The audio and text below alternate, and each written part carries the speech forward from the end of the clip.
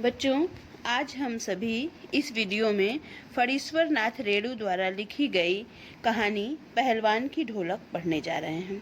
बच्चों, इस कहानी को पढ़ने से पूर्व ग्रामीण समाज में प्रारंभिक आज़ादी के पूर्व जब विकास बहुत ही अल्प मात्रा में हुआ था, उस समय ग्रामीण जनजीवन में किस प्रकार की समस्याओं का सामना करना पड़ता था, इस कहानी को पढ़ने के बाद हमें इसका आभास होता है। जैसा कि मैंने आपको परिचय में ही बताया है, फणीश्वर नाथ रेणु की इस कहानी को पढ़ने से पूर्व हमें आंचलिक शब्द की महत्ता को समझना आवश्यक है। बच्चों, फणीश्वर नाथ रेणु एक आंचलिक कथाकार हैं। इन्होंने भाषा में भी अंचल विशेष की विशेषता को अपनाया है। इन्होंने सामान्य बोलचाल की भाषा का प्रयोग किया है। फणीश्वर नाथ रेणु की भाषा सरल स्वाभाविक बोलचाल की भाषा है। कहीं कहीं काव्यात्मक एवं अलंकृत भाषा का भी उन्होंने प्रयोग किया है। अनेक स्थल कहानी में ऐसे आए हैं जहां पर ग्रामीण अंचल एवं नगरीय भाषा का मिश्रण रूप दिखाई देता है।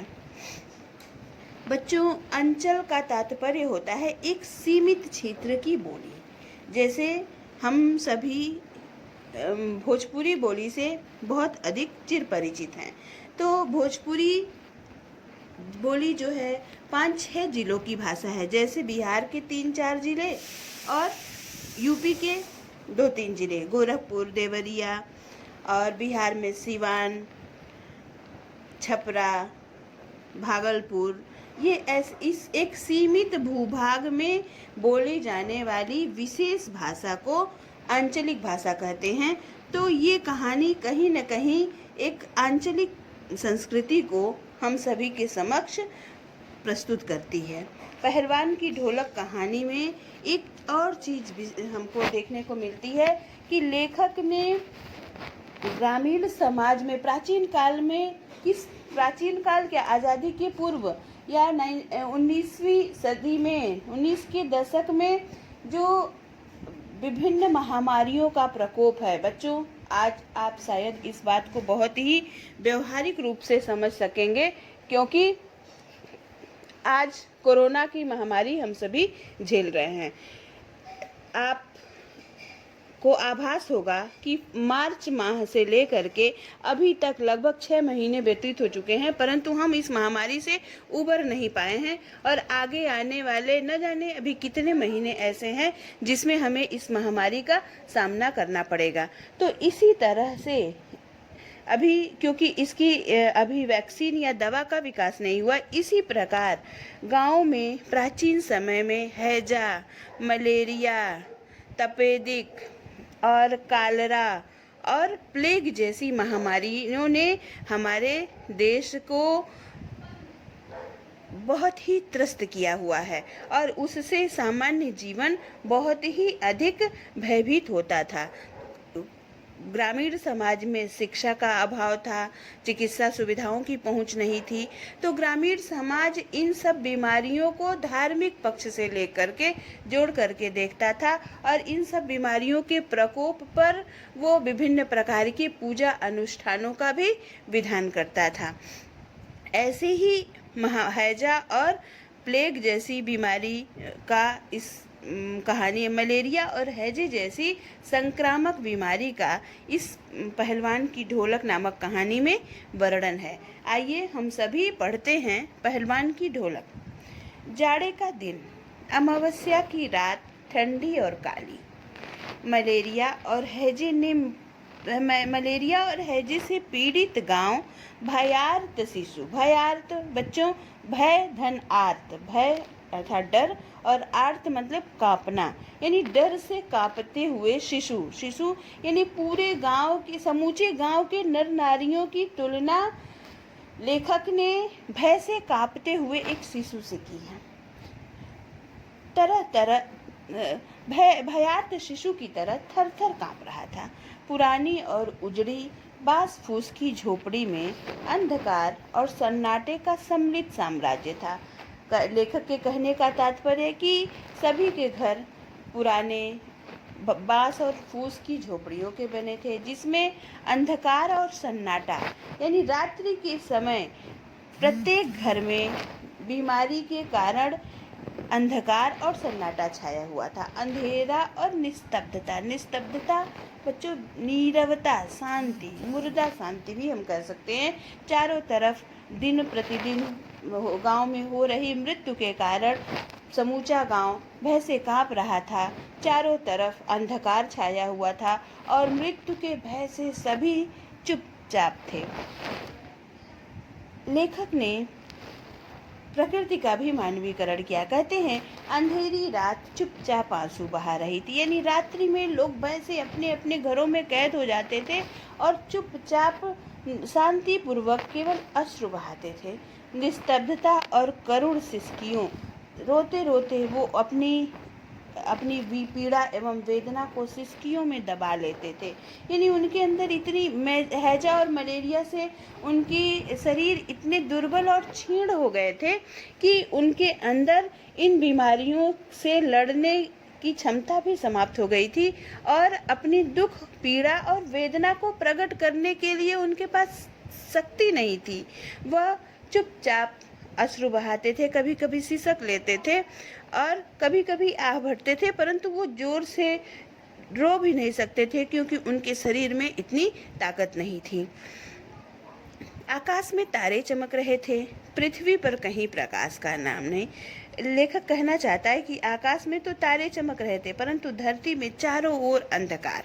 बच्चों, एक बात मैं आपसे कहना चाहूँगी कि प्रकृति भी मनुष्य के मनोभावों के अनुसार ही अपना व्यवहार करती है। जैसे जब हम प्रसन्नचित होते हैं तो ऐसा प्रतीत होता है कि जैसे प्रकृति में चारों ओर प्रसन्नता है, प्रकाश है, उजाला है, और जब हम निराश, हताश होते हैं तो ऐसा प्रतीत होता है कि जैसे प्रकृति भी हमारे साथ शांत है और दुख व्यक्त कर रही है। तो इसी प्रकार ग्रामीण जनजीवन दुख से, पीड़ा से करा रहा था, तो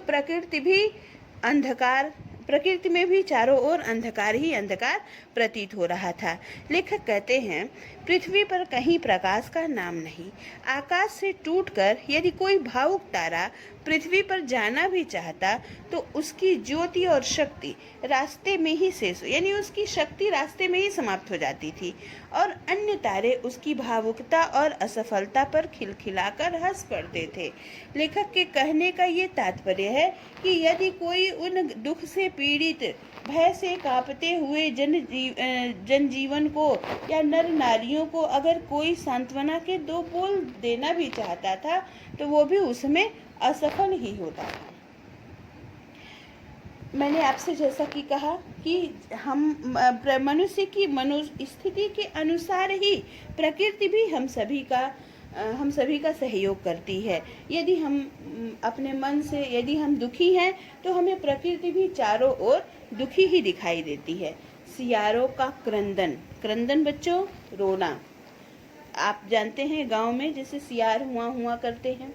और पेचक की डरावनी आवाज़, पेचक एक प्रकार का कीड़ा या पक्षी है जो जब भी आवाज़ बोलता है, प्रायः गांव में ऐसी धारणा है कि किसी न किसी की मृत्यु हो की सूचना प्राप्त होती है, तो उस पक्षी की आवाज़ सुन करके ही लोग भयभीत हो जाते हैं। सियारों का क्रंदन और पेचक की डरावनी आवाज़ कभी कभी निस्तब्धता को अवश्य भंग करती, यानी शांति में, रात्रि की नीरवता में, रात्रि की शांति में कहीं कहीं सियारों के हुआ करने की आवाज़ और कहीं पेचक पक्षी की डरावनी आवाज़ ही बस सुनाई दे रही है और चारों तरफ गांव में मौन छाया हुआ है। गांव की झोपड़ियों से कराहने और कै करने की आवाज़ें, चारों तरफ से कहीं कै करने की आवाज़, कहीं कराहने की आवाज़ और कहीं हरे राम, हे भगवान की टेर अवश्य सुनाई देती है। यानी जो लोग कराह रहे हैं या जो लोग कह कर रहे हैं उनके कराहने की आवाज़ बस सुनाई देती है। बच्चे भी कभी कभी निर्बल कंठों से माँ माँ पुकार कर रो पड़ते थे और इसे रात्रि की निस्तब्धता में विशेष बाधा नहीं पड़ती थी। यानी बस रोने, कराहने और कह करने की आवाज़ें ही रात्रि की शांति को भंग करती थी। लेखक आगे कहते हैं, कुत्तों में परिस्थिति को ताड़ने की एक विशेष बुद्धि होती है। वे दिन भर राख के घूरों पर गठरी की तरह सिकुड़कर मन मारकर पड़े रहते थे। संध्या या गंभीर रात्रि को सब मिलकर रोते थे।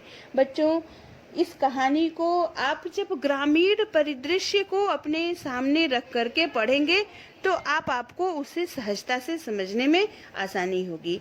गांव में आप जैसा कि आप जानते हैं, कुत्ते का रोना, बिल्ली का रोना, ये कुछ पक्षियों की आवाज़ें गांव में अपशकुन मानी जाती हैं।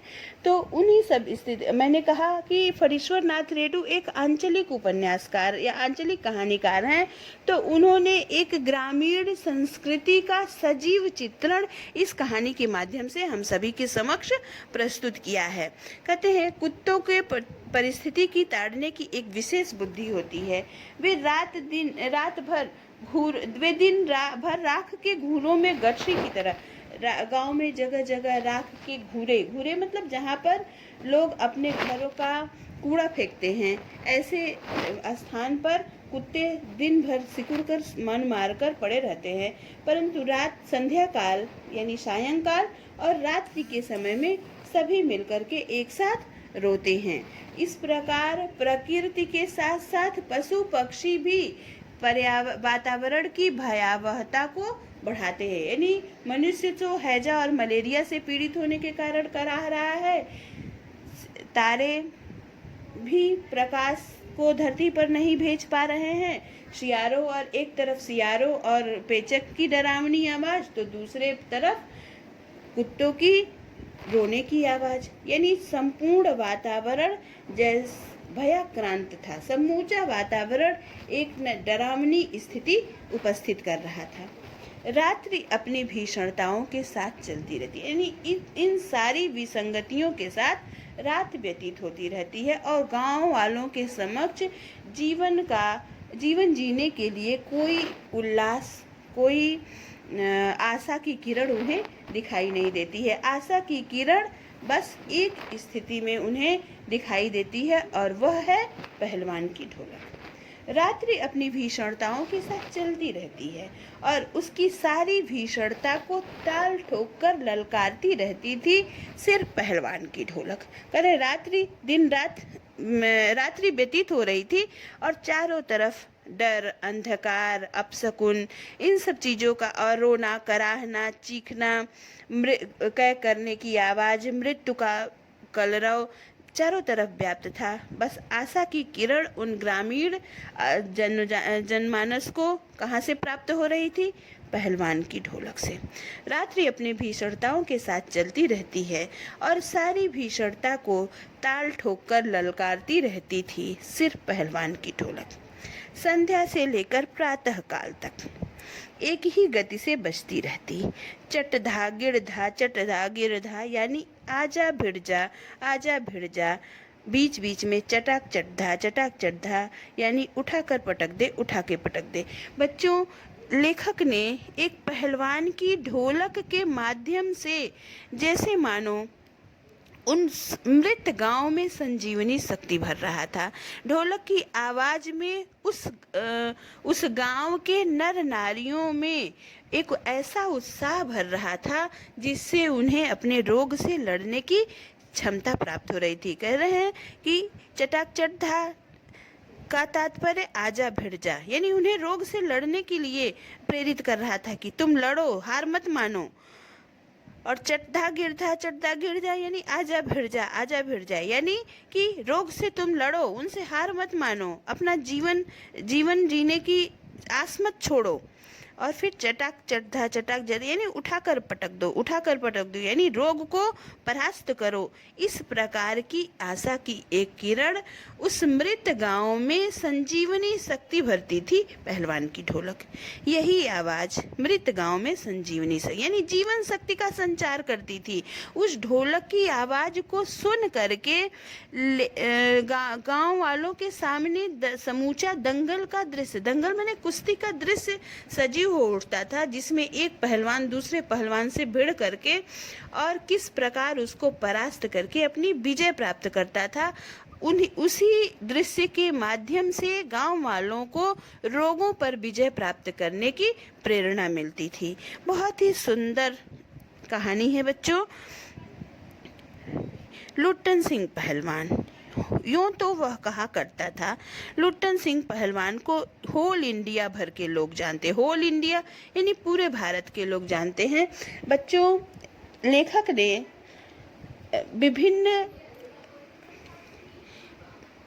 देसी भाषाओं यानी आंचलिक भाषाओं के शब्दों के साथ साथ कुछ अंग्रेजी के शब्दों का भी प्रयोग इस कहानी में बहुत ही प्रचुर मात्रा में किया है और ऐसे शब्द उस कहानी में इस प्रकार रच बस गए हैं कि कहीं भी वे विदेशी भाषा के शब्द हमें प्रतीत नहीं होते हैं।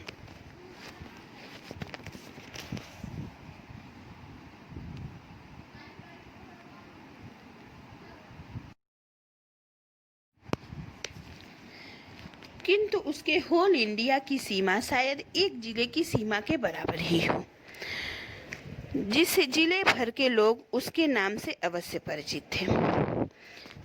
लुट्टन के माता पिता उसे 9 वर्ष, बच्चों लुट्टन सिंह पहलवान की जो व्यक्तिगत जीवन है वो बहुत ही कारुणिक है। उसके व्यक्तिगत जीवन का वर्णन करते हुए लेखक कहते हैं, लुट्टन के माता पिता उसे 9 वर्ष की उम्र में ही अनाथ बनाकर चल बसे थे। सौभाग्यवश शादी हो चुकी थी, वरना वह भी माँ बाप का अनुसरण करता। विधवा सास ने पाल पोस कर बड़ा किया। बचपन में वह गाय चराता, धारोष्ण दूध पीता और कसरत किया करता था।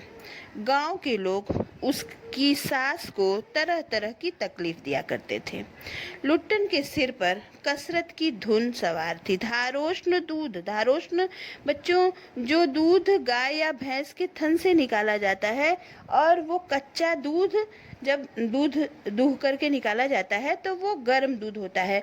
तो जो लुट्टन सिंह पहलवान था वो गरम कच्चा दूध ही गरम पीता था और जिसके कारण उसकी शरीर तथा उसकी बॉडी बहुत ही सुडौल हो गई थी।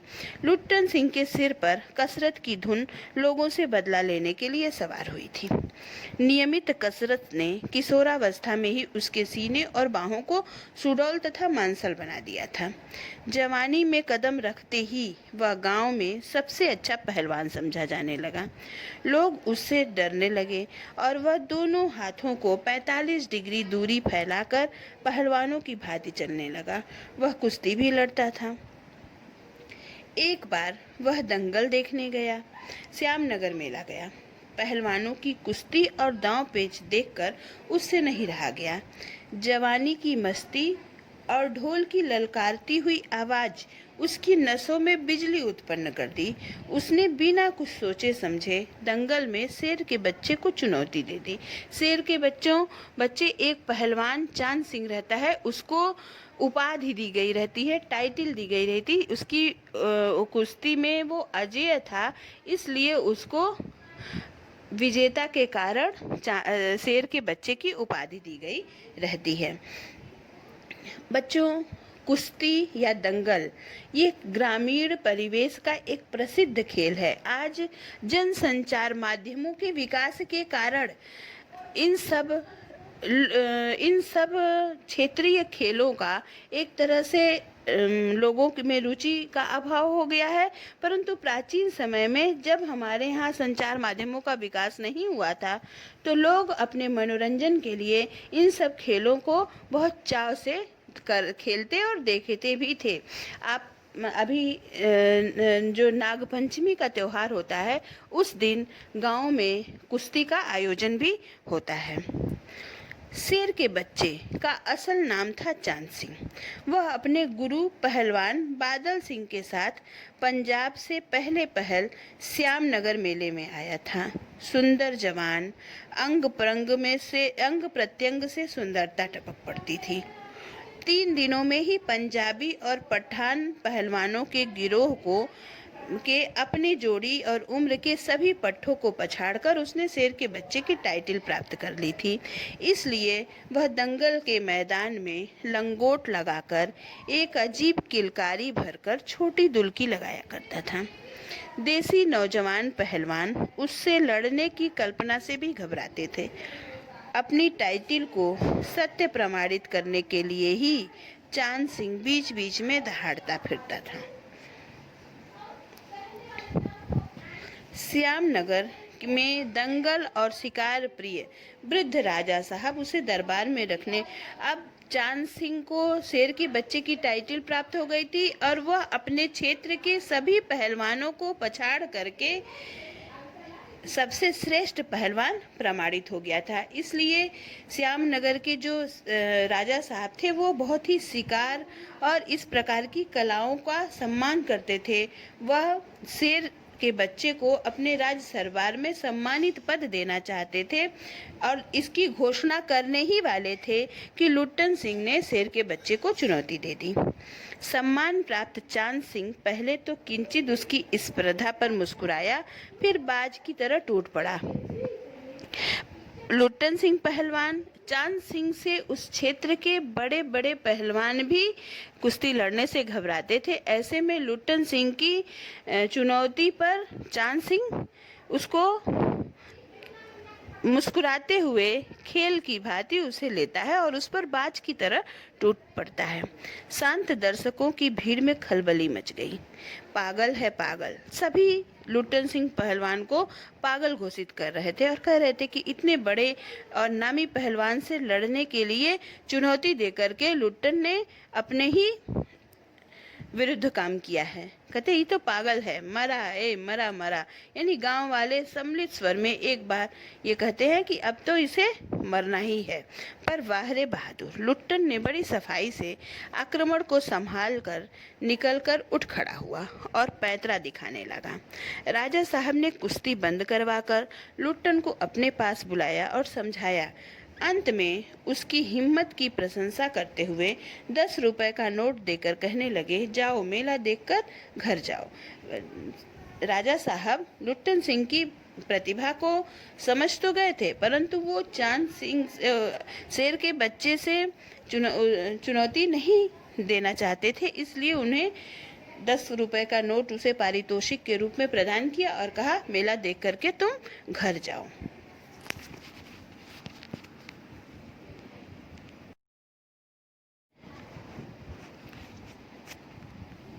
कहानी को के आगे के क्रम में लेखक कहते हैं कि जब राजा साहब लुट्टन सिंह को 10 रुपए का पुरस्कार देकर के कहते हैं कि अब मेला देख करके घर जाओ, तो ऐसे समय में फिर आगे कहते हैं, नहीं नहीं सरकार, लड़ेंगे, हुकुम हो सरकार। लुट्टन सिंह बार बार आग्रह करता है कि उसे लड़ने दिया जाए। तुम पागल हो, जाओ। मैनेजर साहब से लेकर सिपाहियों तक ने धमकाया। देह में गोश्त नहीं, लड़ने चला है शेर के बच्चे से। सरकार इतना समझा रहे हैं।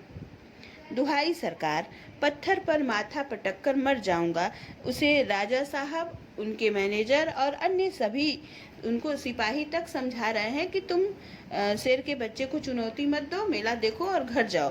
परंतु लुट्टन अपने बात पर अडिग था। वो बार बार आग्रह करता है कि उसे कुश्ती लड़ने दिया जाए। दुहाई सरकार, पत्थर पर माथा पटक कर मर जाऊंगा, मिले हुकुम। वह हाथ जोड़कर गिड़गिड़ाता रहा। भीड़ अधीर हो रही थी, बाजे बंद हो गए थे। पंजाबी पहलवानों की जमायत, जमायत माने समूह, क्रोध से पागल होकर लुट्टन पर गालियों की बौछार कर रही थी। दर्शकों की मंडली उत्तेजित हो रही थी। कोई कोई लुट्टन के पक्ष से चिल्ला उठता था, उसे लड़ने दिया जाए। अकेला चांद सिंह मैदान में खड़ा व्यर्थ मुस्कुराने की चेष्टा कर रहा था। पहली पकड़ में ही अपने प्रतिद्वंदी की शक्ति का अंदाज हो गया था। लुट्टन सिंह और चांद सिंह के बीच में जो कुश्ती के प्रारंभिक क्षण थे, उसमें ही चांद सिंह को लुट्टन सिंह की शक्ति का आभास हो गया था, इसलिए वह व्यर्थ ही लेखक कहते हैं कि वह व्यर्थ में मुस्कुराने की चेष्टा कर रहा था, नकली हंसी हंस रहा था, क्योंकि उसे लुट्टन सिंह की पैतरेबाजी का एहसास हो गया था।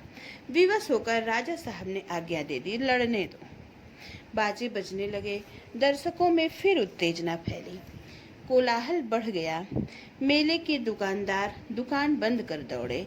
चांद सिंह की जोड़ी, चांद की कुश्ती, सबको यही आश्चर्य हो रहा था गांव में, क्योंकि वह जो कुश्ती थी वो पूरे क्षेत्र में कई गांव के लोग उस कुश्ती को देखने आते थे और कई गांवों के पहलवान उस कुश्ती में एक दूसरे से भिड़ते थे। अब चारों तरफ जिज्ञासा छा गई कि कौन ऐसा व्यक्ति है जो चांद सिंह को चुनौती दे रहा है। चटदा गिरधा चटदा गिरधा भरी आवाज में एक ढोल जो अब तक चुप था बोलने लगा। डाक ढाक ढिना ढाक ढिना ढाक ढिना, अर्थात वाह पट्टे वाह पट्टे। बच्चों, ये जो आवाज, ढोल की जो आवाज है, यह आपको बार बार क्यों इस पाठ में लेखक ने प्रयोग किया है? क्योंकि लुट्टन सिंह पहलवान ने जो अपनी पहलवानी या जो भी कुश्ती के दांव पेच सीखे थे, उसका गुरु कोई पहलवान नहीं था। वह इस ढोल की आवाज को सुन करके ही कुश्ती के दांव पेच उसने सीखे थे। इसलिए जब मेले में जब कुश्ती होती थी तो ढोल बजता था, और उस समय प्रतिद्वंदी खिलाड़ी से लड़ते समय लुट्टन सिंह पहलवान को उस ढोल की आवाज में ही अपने गुरु की प्रेरणा सुनाई देती थी, और ढोल की आवाज के अनुसार ही वो पैतरेबाजी करता था, तरह तरह के पैतरे अपनाता था। लुट्टन को चांद ने कसकर दबा लिया था। अरे गया गया, दर्शकों ने तालियां बजाई। हलवा हो जाएगा हलवा, हंसी का खेल नहीं है, शेर का बच्चा है। बच्चों, यानी चांद सिंह को अधिकाधिक जन समर्थन प्राप्त हो रहा था। वहाँ एकत्रित जन समुदाय जो था वो सभी चांद सिंह के पक्ष में था, और लुट्टन सिंह पहलवान के पक्ष में कोई नहीं था। बच्चों, एक खिलाड़ी का दर्शकों की मनोवृत्ति का भी बहुत अधिक असर पड़ता है।